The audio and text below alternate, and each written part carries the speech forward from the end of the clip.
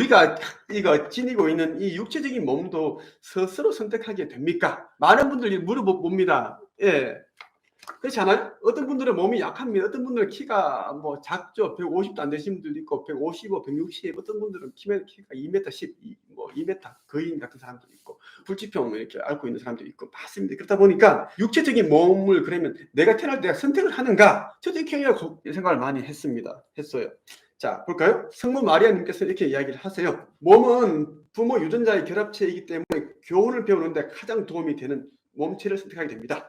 그러나 여기서 주목해야 할 점은 스스로 선택한 몸이 항상 완벽하고 건강하지는 않으며 여러분이 가지고 있는 영성의 새로운 측면을 훈련하기에 가장 적합한 몸을 선택한다는 것입니다. 자, 어떤 사람이 엄마, 아빠를 천상에 있을 때 이제 선택을 하게 되죠. 엄마는 키가 155야, 아빠는 키가 165야. 그러면 당연히 키가 작은 사람으로 자기가 이제 태어나겠죠.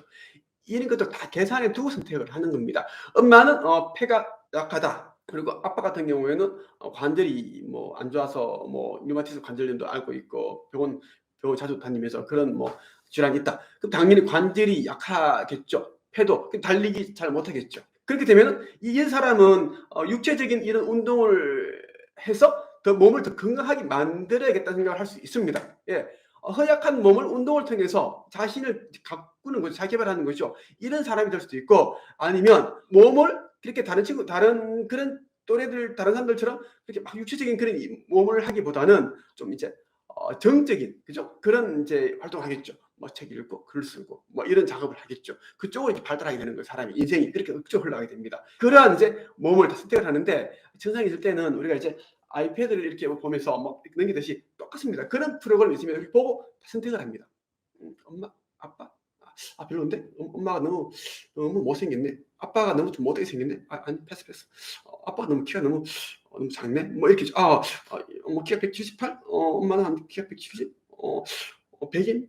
이번 생에서는 우리 엄마가 100인이었으면 좋겠고, 이번 생에서는 우리 아빠가 좀 흑인이었으면 좋겠다. 윌 스미스 같은 돈도 많고 영화배우 이런 뭐 그런 조합을 맞추는 거예요. 그럼 혼혈이 태어나겠죠. 그렇게 다 이렇게 만든다라는 겁니다. 사실이에요.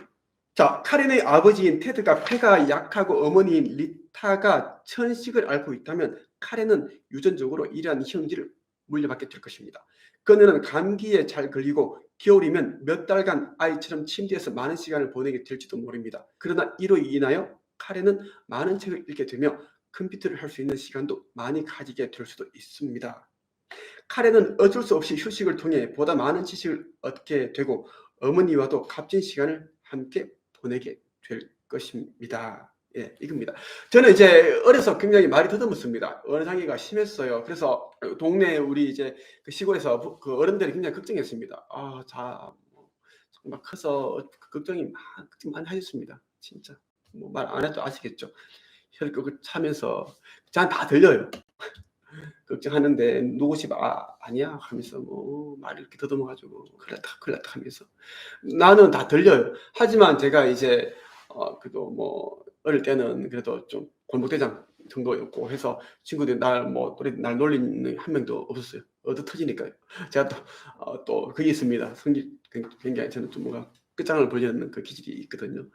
끝장을 보려는 기질이 있습니다. 예. 그래서 그랬는데 제가 이제 언어 장애가 있다 보니까 상처도 많았고 제가 정말 이제 내 스스로 상처를 많이 줬습니다. 내가 왜 이렇게 바보같이 이런 말을 해서 뭐 그렇게 실수를 했을까? 왜 사람들 앞에서 나는 떳떳하게 그런 말을 못할까? 하여튼 내 마음속에서는 하고 싶은 말들이 많은데 하지 못하는 거 상처를 굉장히 스스로가 많이 주는 거예요. 예, 그래서 항상 내 내면에는 고슴도치 한 마리가 항상 들어있었습니다. 고슴도치가. 그게 자주 이제 찔러대는 거죠. 내 상처를, 내 내면을. 굉장히 아프죠. 예, 상처가 많이 됐는데 그래서 제가 이제 글을 쓰게 되었고 글 쓰게 되면서 제가 이제 7년 걸려서 제가 작가가 되었습니다.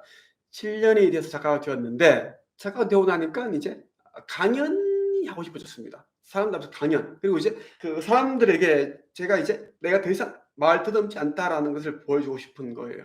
자랑하고 싶기도 하고 이제 내가 이제 이것을 극복을 했다. 보여주고 싶은데 좀 방법이 없잖아요. 그래서 제가 이제 목표를 정한 게 뭐냐면 KBS 1 그 아침마당에 출연하는 것, 그리고 지금은 이제 종방 이제 종방이었는데 그 JTBC에서 했던 그 TV 특강 행복 플러스라는 그 프로그램이 있습니다. 거기는 이제 사회적인 그 좀 인지도가 있고 지명도가 있고 좀 성공한 사람들, 좀 잘 나간 사람들 이런 사람들이 나가서 그 한 50분 정도를 이제 자기 이야기를 들려주면서 아니면 강의를 하는 거예요. 그래서 꼭 거기 나가고 싶었어요. 예. 그리고 제가 이제 그 썼어요. 거기에 출연하기라고 썼고 희한하게 딱 2달 때 되니까 연락이 다 왔어요. 아침마다. 그리고 JTBC 행복 플러스 연락이 왔어요. 왔습니다. 출연하게 되었어요. 정말 진짜 신기했습니다. 물론 제가 그동안 살아오면서 그런 일들 경험을 굉장히 제가 많이 했습니다. 엄청나게 많은 것들을 경험을 했는데 그때는 제가 30대 뭐 초반 중반이었나 그때이기 때문에 정말 제가 그런 목표를 쓰고 상상을 했더니 2달 정도 후에 그런 일이 일어났고 제가 출연을 하고 나니까 정말 또 제가 이제 그 어떤 그 시각화 그 부분에서 또 제가 또 한 번 더 그 단단해지게 되는 그런 또 경험이 되었습니다. 행복 플러스 제가 그때 나갔는 게 한번 보고 싶네. 잠깐만요. 자, 아주 오래전 이야기인데 볼까요? 아 진짜 재밌다. 옛날에 이렇게 자 그 TV 특강 행복 플러스 녹화 전 작가와 의견 교환 중. 자, 녹화 들어가기 전에 이제 작가랑 제가 이제 이야기를 하고 있는 사진입니다. 이때가 이제 언제였어요? 2013년 10월 10일입니다. 10월 10일. 8월경에 제가 썼는데 이렇게 해서 제가 도전을 했고 이어졌죠. 이렇게 출연을 했어요. 도전했고 출연을 했습니다. 그때는 제가 카페를 시작한 지가 얼마 안 되고 해서 그때는 좀 체계가 없어서 사진도 찍은 게 별로 없어요. 찍은 게 찾아보면 있을 것 같은데 한번 볼까요? 이제 보다가 다른 게 지금 나왔네요.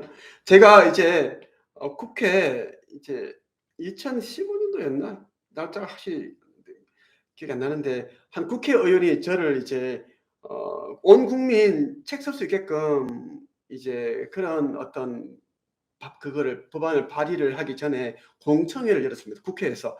그때 이제 민간 저술 연구 지원법 대토론회 발제자 그렇게 책 쓰기 코치 제가 최초로 그 대표로 제가 이제 그게 발제자로 참여를 했어요. 이때가 그때 사진입니다. 이게 국회에서 제가 이제 참여를 했어요. 이때 저명한 그 대학 교수들과 해서 이렇게 참여를 했었어요. 참여를 했고 제가 이렇게 해서 엄청 잘 나가시는 분들 앞에서 제가 이제 이렇게 당당하게 제가 이렇게 해서 했어요. 예. 예. 여기 보시면 이제 쭉 양병무 작가님이 있어요. 양병무 작가님이 여기 있습니다. 있는데 양병무 작가님 이분이죠. 양병무 작가님이죠. 마치고 이분하고 이제 이야기를 좀 나누고 악수도 하고 나눴어요. 이분도 굉장히 이제 굉장히 유명하신 분이에요. 유명하신 분이 어떤 분인가 하면 이분은 이제 작가로서 참여를 하셨어요. 양병무 이분 책 또한 막 수십 권 쓰셨고 뭐 책 굉장히 맛있었습니다. 진짜 맛있었어요.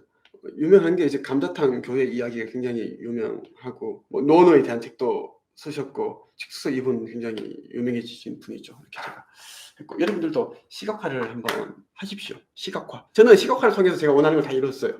이제 1년에 제가 이제 뭐 몇십억 벌겠다라는 걸 시각화를 계속 했습니다. 과거에 제가 뭐 몇천 원짜리 몇만 원짜리 제가 티 입고 다니고 할 때 그때 저는 그렇게 상상을 했어요. 그 라면만 먹고 도 저는 굉장히 행복했습니다. 왜?